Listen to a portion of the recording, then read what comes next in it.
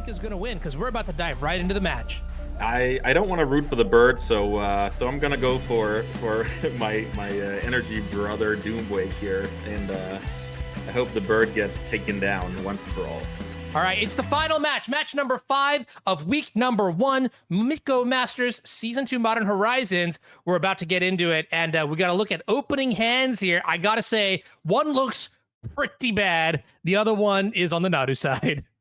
Yeah, I agree. Having 5 lands and 2 spells, those 2 spells have to be very strong for that to be a keep. And this is kind of a nightmare, no pun intended, scenario for Doomwake here, finding another unplayable hand on 6. Yeah, and I think we're down to 5, and it looks like 4 lands and a Flage, and this one is not a great start here. Flage is a very, very strong card, but on the other side, we see Chthonian Nightmare, Springheart Nantuko, and a Chord of Calling. The best card, I think, right now in Arya's hand, though, to me, is that Malevolent Rumble, because, I mean, it just gives you a lot of vision in the early game, also sets up the Nightmare, and also makes that Scion, too. This card is really impressed. Definitely the Green Ponder. We can name it. Whoa! I don't know about that. It's funny because when we talk about selection in green, it usually is in this style. I think the most notable other one is like Once Upon a Time. That one also goes to show you that green can actually have great selection, very powerful selection. Abundant Harvest is another one that I've seen you play in old formats. Oh, yeah, that one was a great card, too. And it looks like this is very interesting. We're taking the Urza Saga over the Nadu, which is in the graveyard now. Ah, I see why. That makes sense. Okay. Yeah, so pretty cool way to, as you say, mill over cards that might come back later with Nightmare, and still just get a powerful land that Arya knows that the Doomwake is not very well equipped to deal with. Yeah, that resiliency is what we got to see in our very first match of the day with this Nightmare Nadu deck. And honestly, on the other side of the table, I mean, Doomwake's hand was Flage plus 4 lands, and suddenly there's an Amp Raptor and an Orcish Bowmasters in play with the Galvanic Discharge Shoe. I dare say Doomwake has actually found a way to kind of get back into it. Oh, yes. Doomwake didn't want us to have a one-sided match, so he decided to cascade well and have good draw steps. And here we are. So that's pretty cool. I mean, this is a good match to go Super Saiyan, I would say. Yep. So here's Grist, Arya's choice of Planeswalker from MH3 for the week.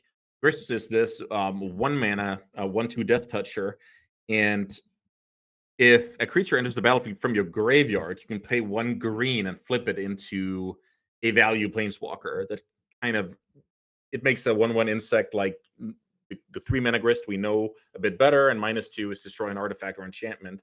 So yeah, a little bit of value going on here, and the Nightmare in hand is definitely nice to have in this situation. Yeah, I think Nightmare is a card that I have not yet seen fully explored. I think I've seen it in like Yawgmoth builds a little bit, but this is a kind of interesting take where you're combining Nightmare with Nadu, and honestly, I'm kind of for it. Flage is going to come down, take care of the Springheart Nantuko. That's going to minimize the combo potential here for Arya, but with these Nightmares, I mean, anything, it seems pretty possible. I guess we are kind of bottlenecked on mana, not in quantity, but in quality. Yeah, there's a little bit to be said about the color requirements here. Nightmare can go and return Nadu here, which would be just a solid play, and kind of do it already.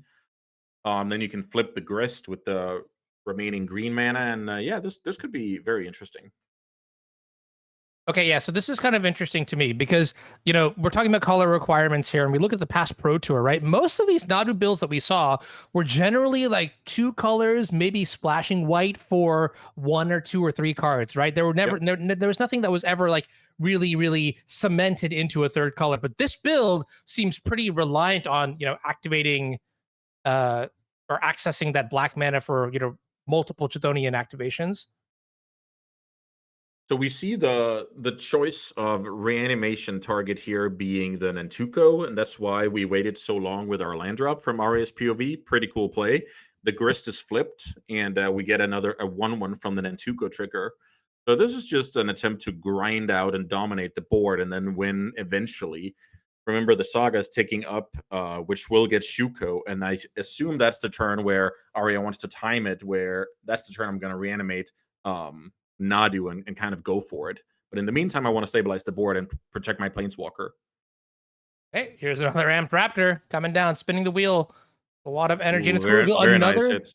Very Yeah, nice hit here. yeah. Second Bowmaster sees the light of day here, can take care of the Nantuko once more.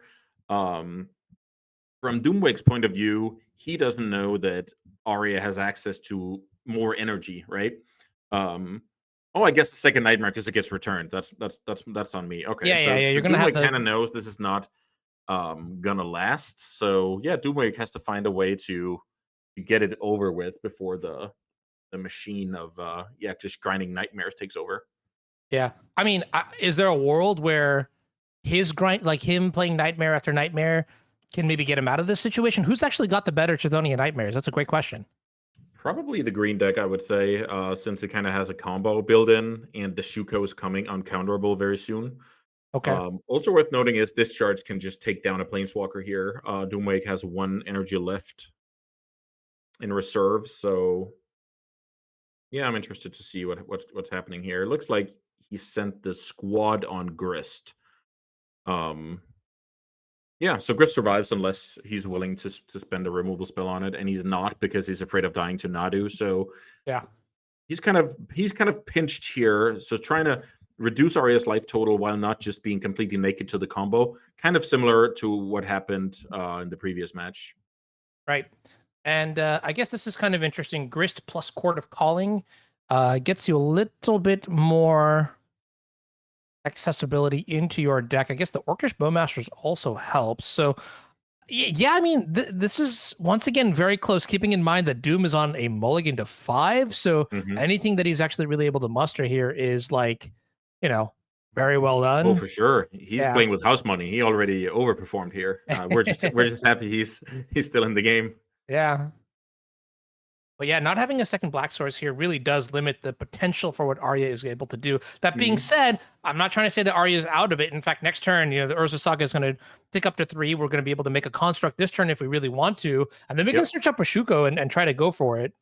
Yeah, it looks like Arya has the flexibility here of making a construct plus playing a Bowmasters or playing a big Court of Calling.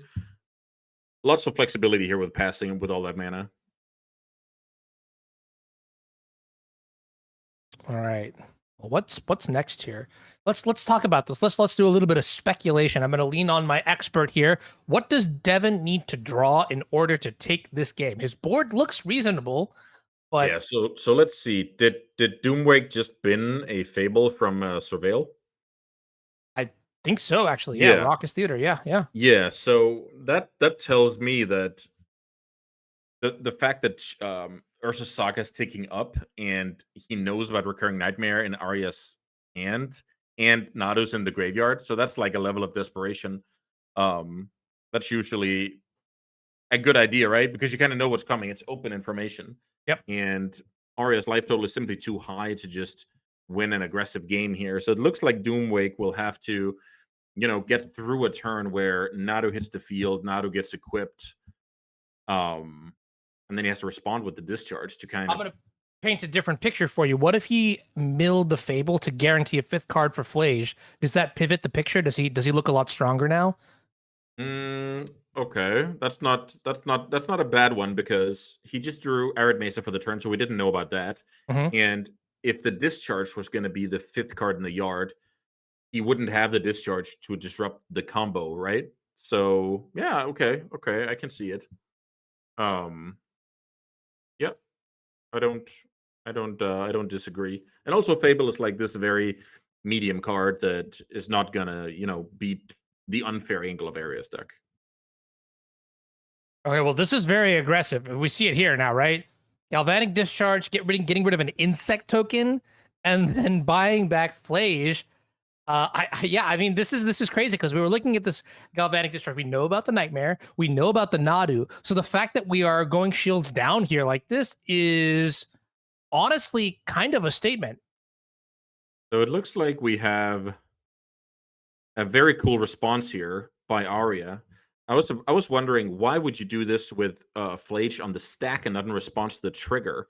But she can go get Nadu here. That means Oh, if Doom targets a creature, we start triggering our stuff. So that's why we do it in response to the Flage on the stack and not in response to the trigger once it's already in play. So very nice display here. yeah, that was actually clean. I mean, between this and then the other match, I think where she was playing against you with the Necro deck, Oh yeah. Arya has been playing brilliantly tonight. Now, let's talk about sideboards here. On the side here of Mardu Energy, I see a couple cards. Talk to me about those cards that Doomwake is pulling aside.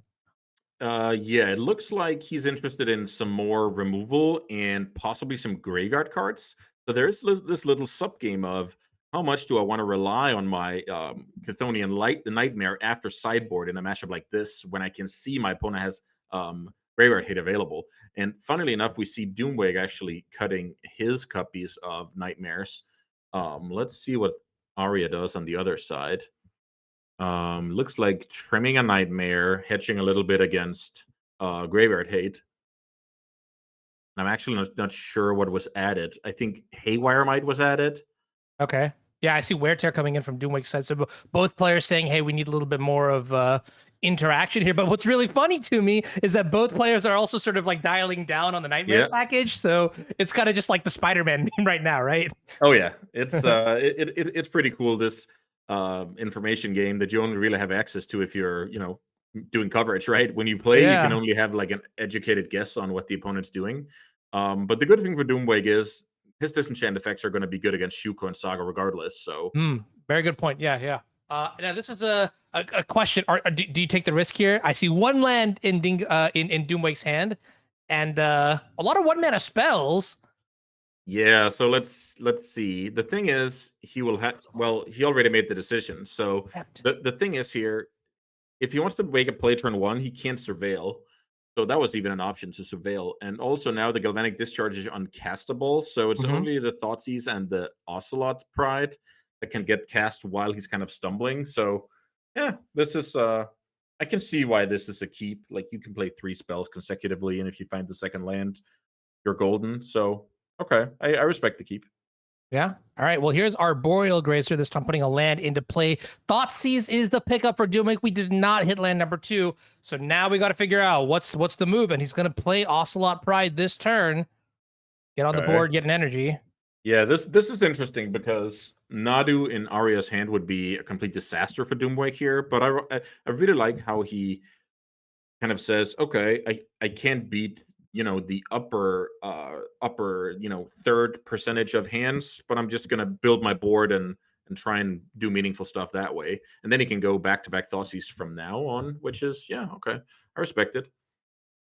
Yeah, what's tricky now though is that because the Outrider is in play, these Thoughtseizes are not very good. And yeah, it looks like it's just another Ocelot here, which is not exactly what we're looking for. However, I guess we get energy. We can maybe start to attack. Yeah, so now Thoughtseize will just take the Court of Calling, which is better than, most likely losing the game. But now we just have a situation where Nadu's game over, Court of Calling's game over. No Summoners packed in this list, I believe. Well, that's a dangerous draw. Malevolent Rumble. Look at the top 4 cards. That'll do it as well because of the 0-1, the spawn you get. So you have 1 blue from Water Grave, green from Misty, colorless from the spawn. So Nadu is castable if Arya hits it. Okay, looks like Arya is showing us the Yavi Maya and an Orcish Bowmaster. So no Nadu, not yet. Nadu, yeah, I don't have a pun here. My bad. But Bowmasters is kind of gross. It's going to take care of the Ocelot. Yep. And here comes the beats. It's funny. Modern only has access to a 3-mana version of that card. The Outrider, the Encore. All right, there's another Guide to Souls. Yeah, I mean, this is what happens. This was a very lean hand here from Devin's side, but if you don't draw the land, it's now we're on turn kind of 4. play. Yeah. That's 3 draw steps missed. I think realistically, he has to hit it the second time to be, right there in this game. Once we go beyond that, it's going to be tough. So now he can only try and rely on the fail rate of Arya's deck. It's okay. We're watching the Space Jam trilogy. You always put yourself in a position where you're the underdog, and now Doomwake is gonna finish strong here and have the upset. This is all good television. Yeah, Shuko's not going to help a whole bunch. I guess getting 2 into play is fine. Doomwake will have brought in some disenchant effects. Now you kind of have redundancy, and you just have to find a Nadu or a tutor. I mean, a red source. No, I guess with a red source, you're still pretty dead here, right? Because the Ocelot, not the Ocelot, the Outrider is now in play. Yeah, exactly. So damage-based stuff is not the best. Deal with the Nadu. Yeah, this is actually looking very grim here. But okay, well there it is. That's the most important card to find. For sure. Both players at 12, so if Arya misses on a few more draw steps, maybe Mhm. we could get away with this heist. There is, let's see, a 3/4 Guide of Souls with flying, and not a good blocker for it. Also, if you play Galvanic Discharge, you can just deal 0 damage and charge 3 energy if you want another flyer. Like, that's not a terrible play. I actually really like that, right?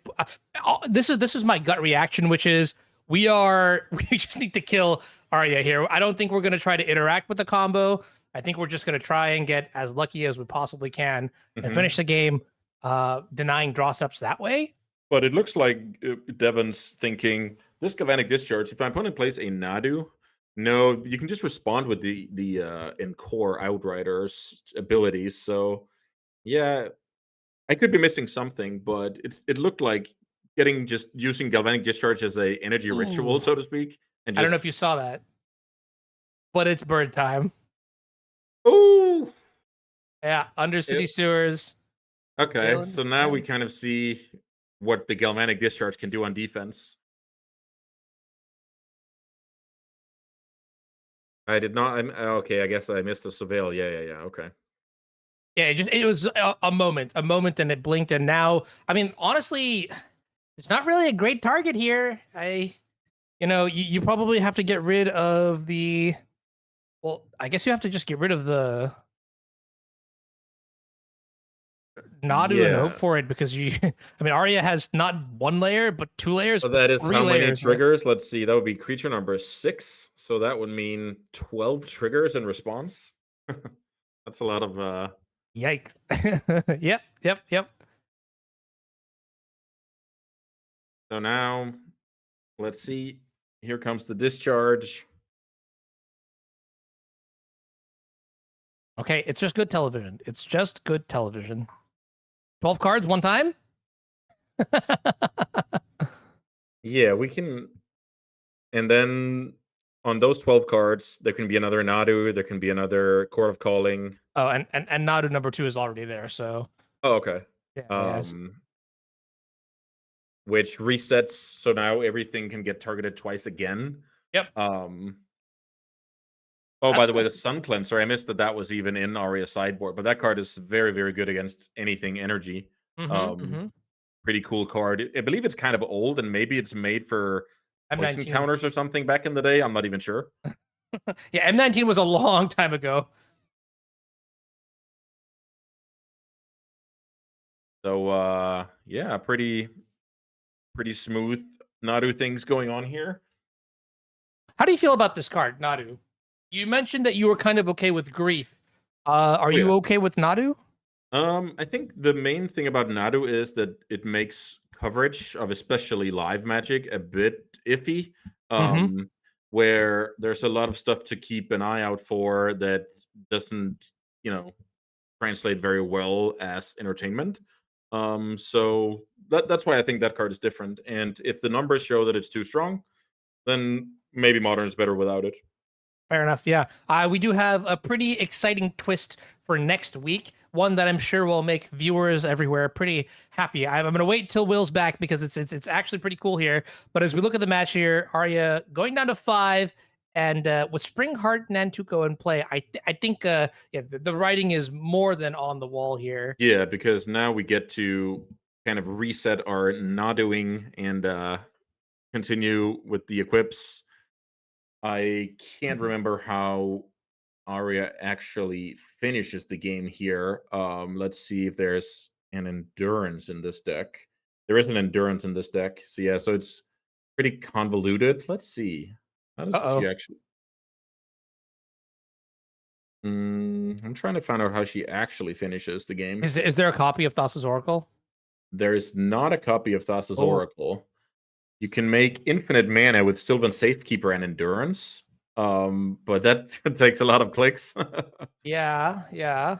So maybe the plan is just to build a big enough board of 1/1s and pass the turn. I think that's powerfully reasonable enough. I guess if there's no Oracle, which Devin has clearly realized at this point, then what is our next way out? Because we can bestow the Nantuku on a Bowmaster and make copies of it, which is, let's see, where is the Bowmaster? Is this in play? Yeah, it's already in play. Okay, so right now Arya is trying to reach a game state where she can basically loop her whole deck here, then put Nantuko on the Bowmaster, play Sylvan Safekeeper, sacrifice all lands, float all after floating all mana, and then she can endurance herself here. So there's kind of this infinite mana you can create here. But it is every land you play, you get a copy of Orcish Bowmasters. Yeah, oh, and you have infinite mana, so you can pay the 1 green infinitely amount of times. And geez, that's yeah, it's not ideal for actually executing. Well, oh, because of the Sylvan Safekeeper, you actually get to. Okay, got you. Yeah, then you sacrifice the lands, and you can endurance them back in and Nadu into them. All right. Well, we have determined our 2 winners for this week's pod. It is Andreas Peterson. Congratulations on being the official pod winner. And joining him is going to be Arya Karamchandani, our Season 1 MTGO Masters champion.